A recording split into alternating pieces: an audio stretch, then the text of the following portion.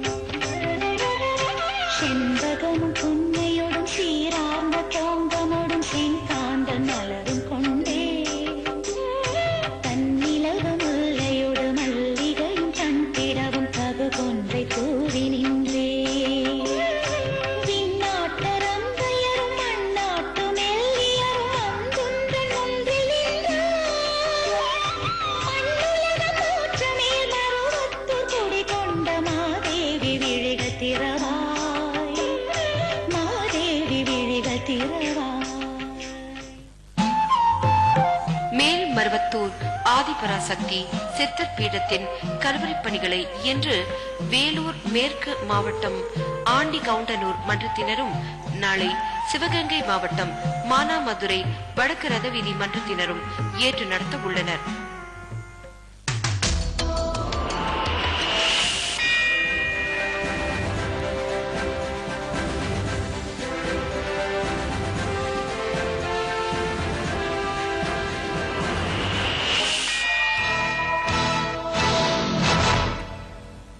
ஓம் சக்தி.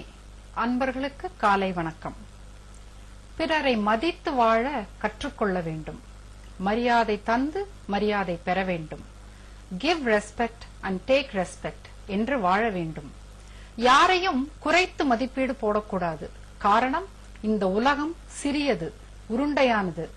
இன்று நம்மை விட குறைந்தவனாக தோன்றியவன் நாளை நம்மை விட பெரியவனாக வரக்கூடும் என்பதனை நினைவில் வைத்து செயல்பட வேண்டும். அம்மாவின் அருள்வாக்குப்படி நடப்போம். பிறரை மதித்து வாழ்வோம்.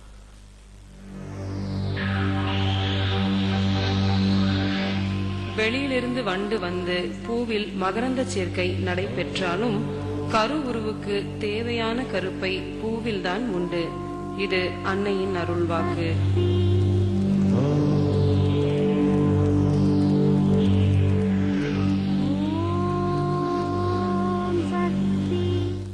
ஆன்மீக குரு அருள் திரு அம்மா அவர்களது ஆன்மீக பயணம் மதுரை, தேனி மற்றும் திண்டுக்கல் மாவட்டங்களில் இம்மாதம் 13ஆம் தேதி அன்று துவங்கி தொடர்ந்து நடைபெற்று வருகிறது. இம்மாதம் 14ஆம் தேதி அன்று மதுரையில் மாபெரும் ஆன்மீக ஊர்வலத்துடன் துவங்கிய ஆன்மீக பயணத்தின் தொடர்ச்சியாக 7 சக்தி பீடங்களுக்கு கும்பாபிஷேகங்களை அருள் திரு அம்மா அவர்கள் நடத்தி வருகிறார்கள்.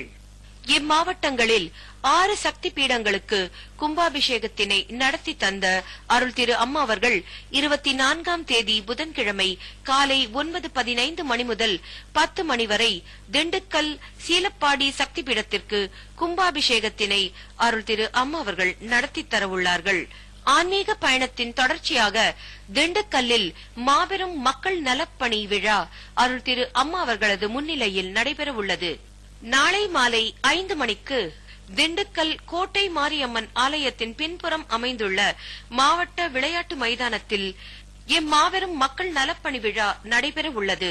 அருள் திரு அம்மா அவர்களது ஆன்மீக பயணத்தில் நீங்களும் பங்கேற்று அன்னை அருள் பெறுங்கள்.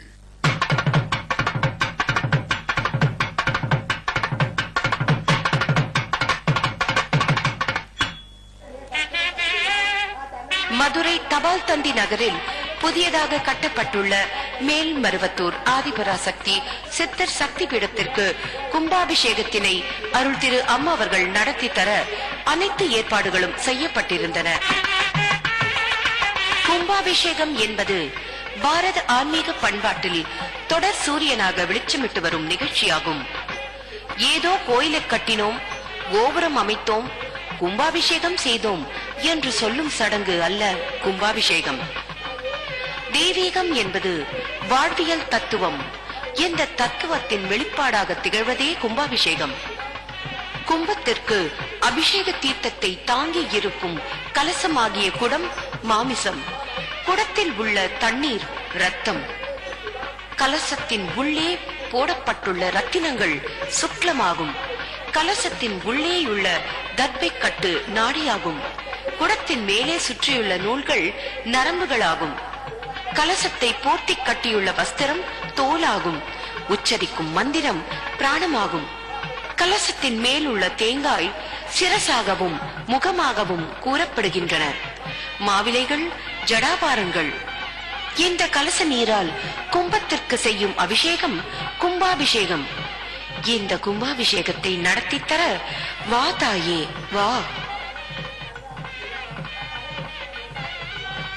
இந்த சக்தி பீடத்திற்கு 2001ஆம் ஆண்டு கால்கோல் விழாவினை அருள் திரு அம்மா அவர்கள் நடத்தி தந்தார்கள். நான் தபால் தந்தி நகர் மதுரையில அந்த இடத்துல நான் இருந்து வர்றேன். ஆனா நான் அம்மா கோயிலுக்கு சும்மா பார்க்கத்தான் போனேன். அப்ப 1983ல அப்ப அம்மாவா கூப்பிட்டு நான் அருள்வாக்குல உட்கார்ந்துருந்தேன். அம்மா என்னை கூப்பிட்டு மதுரையில இருந்து ஒரு அம்மா வந்திருக்கு வான்னு சொன்னாங்க. நான் போனேன். அம்மா அருள் பொருள் தொண்டு பணி எல்லாமே கொடுத்திருக்கேன் மகளே, சக்தி பீடத்தை நீ விரைவில் கட்டுவாய், நான் வந்து கும்பாபிஷேகம் பண்றேன்னு அன்னைக்கு சொன்ன வார்த்தை இன்னைக்கு என்னுடைய மனநிறைவில் அந்த தெய்வத்தின் அருளால இந்த கும்பாபிஷேகம் நடக்குது. அந்த தெய்வத்துக்கு என் உயிர் உடல் பொருள் அனைத்துமே நான் அர்ப்பணம் செய்கிறேன்.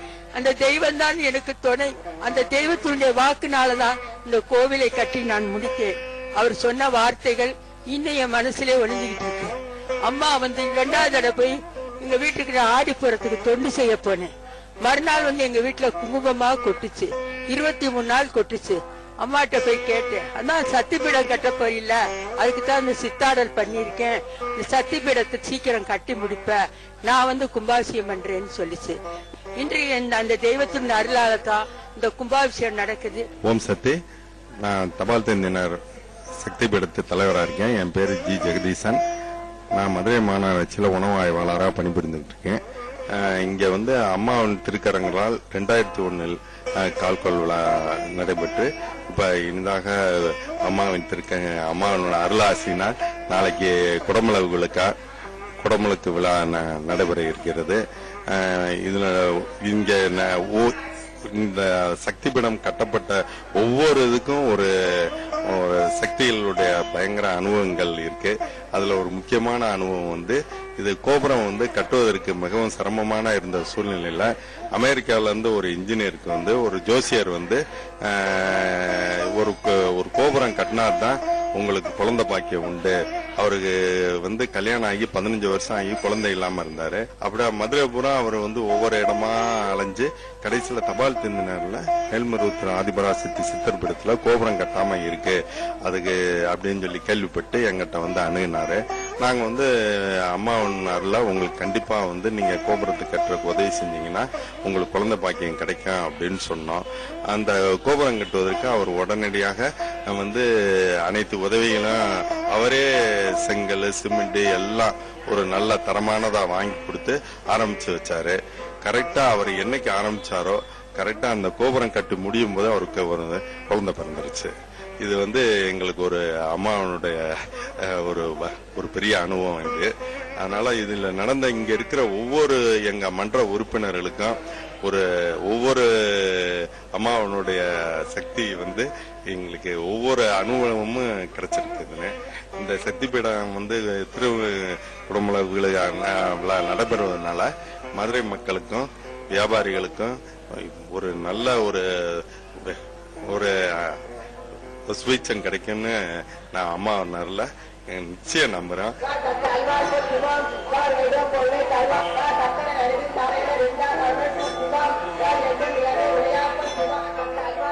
அருள் திரு அம்மா அவர்களது அருளாணைப்படி சித்தர்பீட முறைப்படி கும்பாபிஷேகத்திற்கு முன்னர் 3 கால வேள்வி பூஜை செய்யப்பட்டது.